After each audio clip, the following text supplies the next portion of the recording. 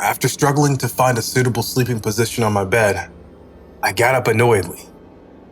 My name's Arthur, and I stay in a rented apartment with my roommate Chase. He's 1 year older than me, living in this apartment for the last 5 years.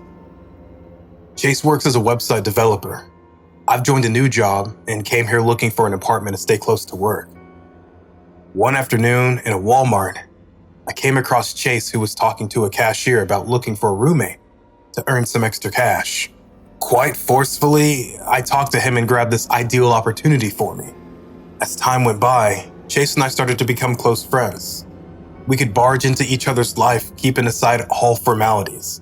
So, after waking up with an irritated, sleepless mind, I went straight to Chase's room and knocked on his door. "Yo, Chase, you still up?" After 2-3 knocks, Chase opened the door and came out. "Looks like you couldn't sleep either." Saying this, he sat up on the living room couch and lit up a smoke. I opened the window of the living room to see how the city was still awake. Cars were rushing by, with people walking like nocturnal animals on the dingy sidewalks. A group of homeless people were doing drugs sitting on the corner of a nearby street. We live close to downtown LA, so seeing addicts lying here and there wasn't a shocking scene for us. I was just too tired to sleep, I guess. Wish we could do something to pass the night. Tomorrow's a Sunday after all. Well, we can't go to a late night movie. There's an old Seagull screen at the outskirts. It features classic horror films. You mean that one with the hotspot of heroin addicts? Whatever, we'll have a few beers anyway, so it doesn't matter. I always liked Chase's subtle sense of humor. I thought it wouldn't be a bad idea. This is the end of the month, and we both have a pocket crunch, so watching a late night show on this single screen won't be too much of a problem. I agreed with this plan, and we both went to change and head out. At the time, there was going to be no ladies that would come across our path, so I wore an old t-shirt and a pair of black pants. Chase came out with 2 helmets. He has an old motorcycle that still runs like a cheetah. The only issue is sometimes it takes too long to start. Chase keeps on kicking it while cursing this old soul. We locked the main door of our apartment and came upstairs. All the lights of the buildings in our neighborhood were turned off. It wasn't hard to understand that right now, with some group of junkies, if any sane people are awake, that's me and Chase. Standing outside the main gate, I stared at the night sky. Chase went to get his motorcycle out as I waited on the sidewalk. I was lost looking at the stars when a funky smell entered my nostrils. I looked down and saw a creepy-looking old woman standing right next to me, with a sharp, expressionless face and wide, bloodshot eyes. Her terrifying gaze made me numb for a while. I somehow controlled myself and said, What do you want?" Instead of replying, she took out her empty, frail, bony hand and stretched it towards me. As her filthy hand dangled in the air like a rusty, almost broken twig from a dying tree, I could see the mud in her fingernails. It took me a moment to realize she was begging. "Yo, Arthur, hop in, man!" All of a sudden, Chase's voice came like bliss. His voice grabbed me by the neck and pulled me out from a deep gutter, where I was sinking in fear, facing this horrible-looking woman. I immediately took a few steps back and said, "Sorry, I can't help you." I sat on Chase's motorcycle and he kick-started it in one try. As we drove away, the woman just stood there like before and watched me. I was constantly turning back to see if she was following us or not. When she finally went out of my sight, I exhaled a deep breath in relief. Who was that woman? I don't know. Maybe a homeless person? Maybe she wanted to be your girlfriend. Anytime else, I would have laughed at Chase's joke, but this time I didn't say anything. I was just happy that we drove away from her ASAP. It was around 1 a.m. when we reached the movie theater. The broken board with old-fashioned lights and a small ticket counter stood like a lone wolf. We walked to the counter and Chase asked for 2 tickets for whatever show was going on. The old ticket seller in his late 50s started punching the tickets when my eyes went to the left corner of the movie theater. Under a shade of a closed shop adjacent to the theater, I could see a human figure standing in the dark. Before I could contemplate on this realization, the person surfaced from the darkness. To my horror, it was the same creepy homeless woman that I'd met in front of our house. The distance between our apartment and this movie theater is about 15 minutes. There's no way this old woman came from our apartment to this theater by foot, taking the same time we did on a motorcycle. She stood there silently like a statue and then lifted her filthy hand in the air begging for money. Chase! Chase! What? Do you see that woman? Yeah, what's wrong with her? It's her. The woman we saw before leaving. Dude, have you lost it? It's probably some other homeless chick. They all look the same after a point, you know? Come on, let's go. Chase didn't believe me, and I had no urge to stand there anymore. Thinking maybe Chase is right and I'm just overreacting, I followed him inside the theater. Apart from us, there were hardly 3-4 people in the entire hall. We sat down and started drinking beer. It must have been 20 minutes or so. We were totally into the movie when all of a sudden Chase grabbed my hand. Before I could ask him what it was, he pointed to a row in the middle, lifting his arm. His hand was cold in fear, and his face was pale white. Following his eyes, I realized why. It was her again. She was standing inside the movie theater some rows away, staring directly at us. No matter how old and crappy this place is, there's no way one can get in without buying a ticket. And this homeless woman didn't have any money to buy one. Before I could say anything, Chase got up and said, "Come on, let's go." We exited the movie theater from the opposite door and came out the backside right where we parked the motorcycle. It was a secluded spot with no one around us. Chase got on it and kicked the motorcycle, but it didn't start. He was getting ready to kick it again when we heard a playful chuckle behind us.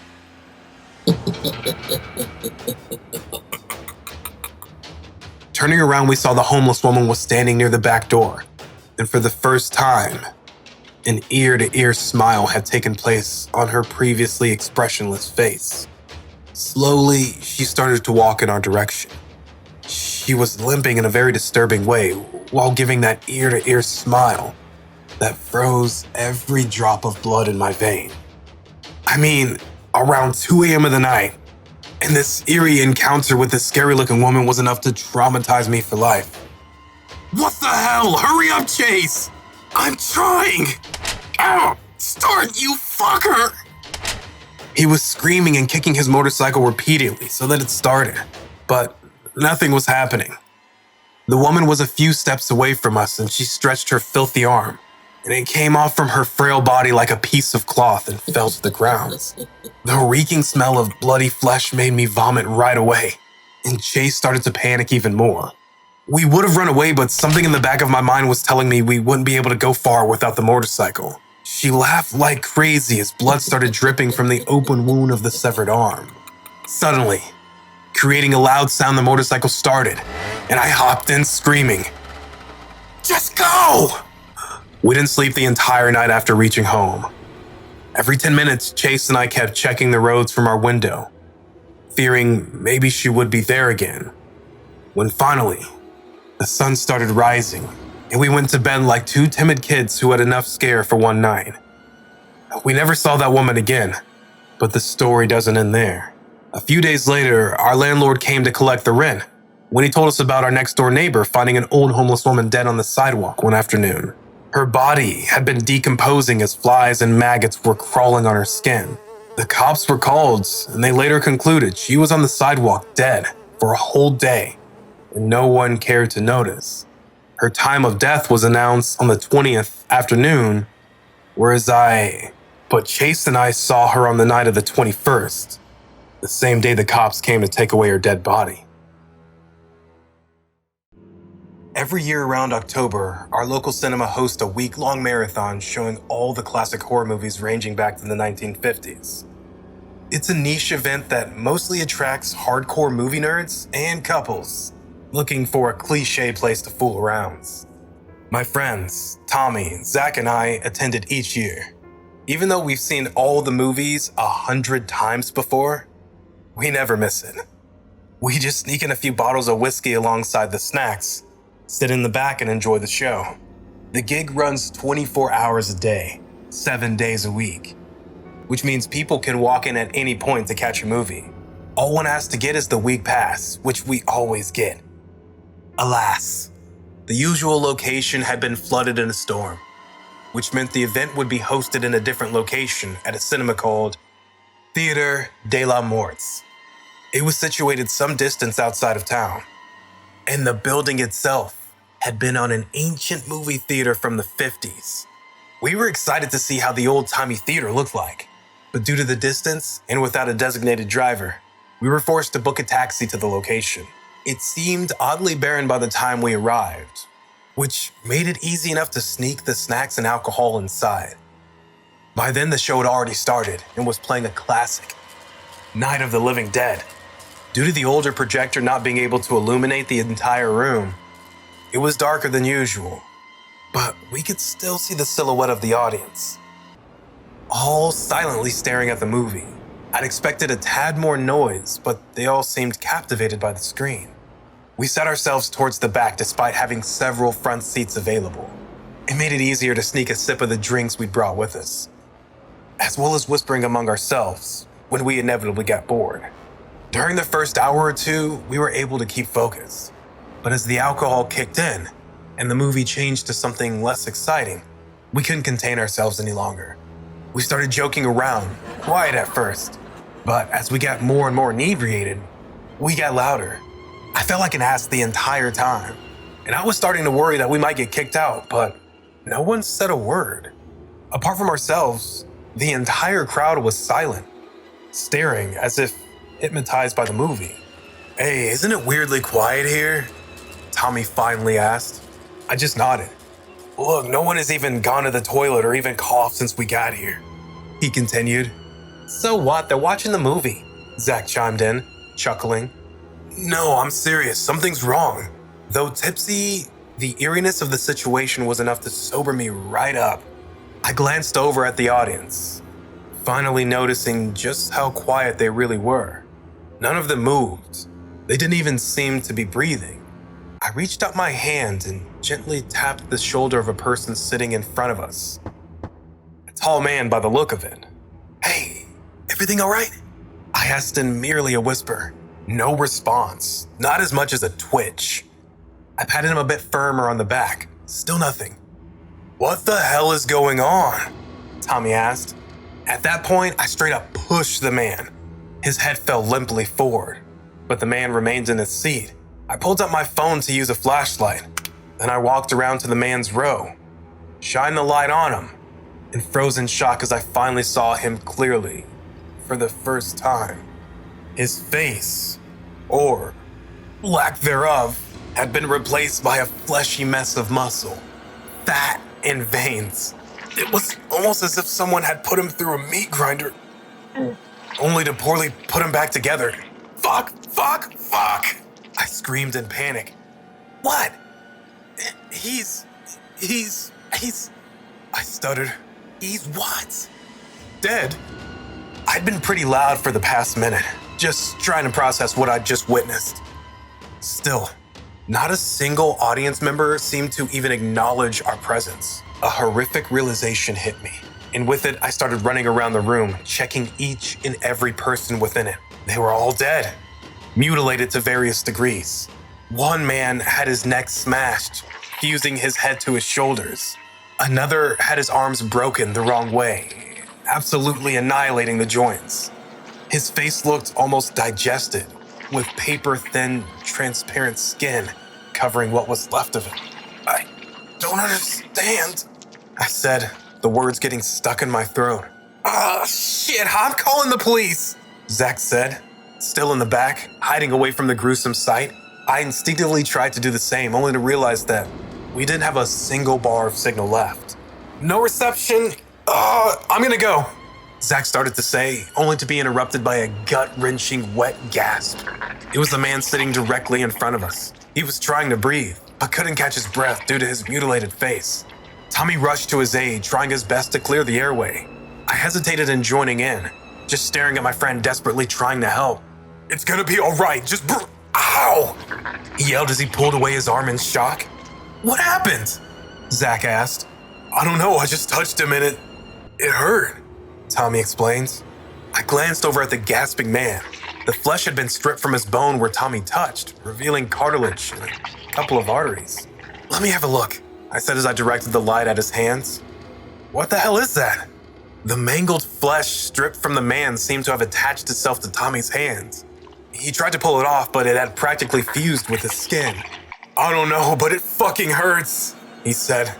I can't get it off." I turned to the gasping man. His breath was now controlled.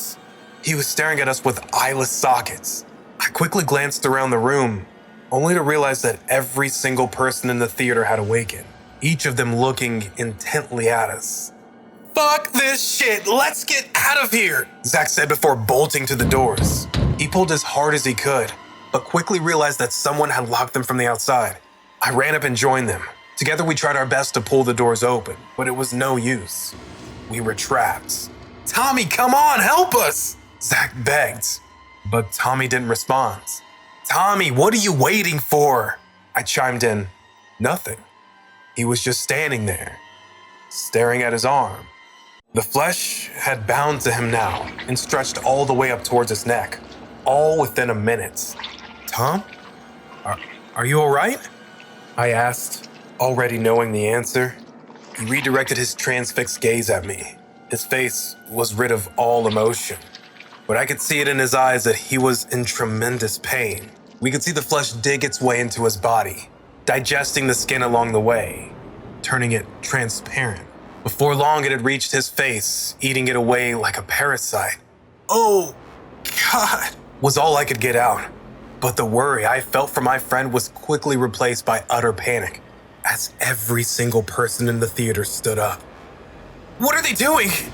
"I don't know, man, but we gotta find a way out of here." Though the place was ancient, it had 2 emergency exits next to the screen. We rushed down the aisle, splitting up to try each one as quickly as possible. "It's locked," Zach yelled, as was mine, but before I could let Zach know that fact, the people in the theater all started moving towards him.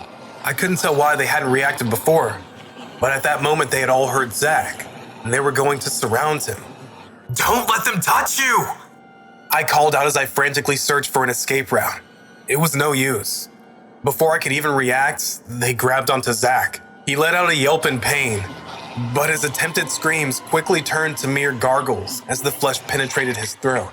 Once he'd been silenced, they turned their attention towards me. Without time to think, I just rushed back to our seats. We had a bottle of vodka. Just as one of them reached out to get me, I smashed the bottle on his head. Then I pulled out a lighter and tossed it at the soaked creature. In an instant, the mutilated man lit up in a blaze of fire, stumbling into the others and lighting them too. The smoke quickly activated the smoke detectors, which subsequently made the sprinklers rain water down upon us. The fire wouldn't be enough to stop them, but the emergency at least unlocked the doors. Without hesitation, I just ran outside, leaving my dying friends behind. I left the movie theater, but didn't stop running until I saw a car drive down the road. Seeing me in distress was enough to make them call the police, who arrived promptly. I tried my best to explain the situation to them, but how could they believe me? Still, they agreed to check the place out.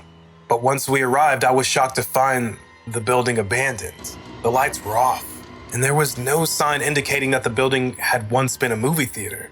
The insides were barren as well, with a thick layer of dust and no bodies. By all means, the cinema we'd entered only hours earlier was gone. I don't know what happened that night, and I know Tommy and Zach's bodies will never be found. But if you ever get invited to Theater de la Morte, stay as far away as you can.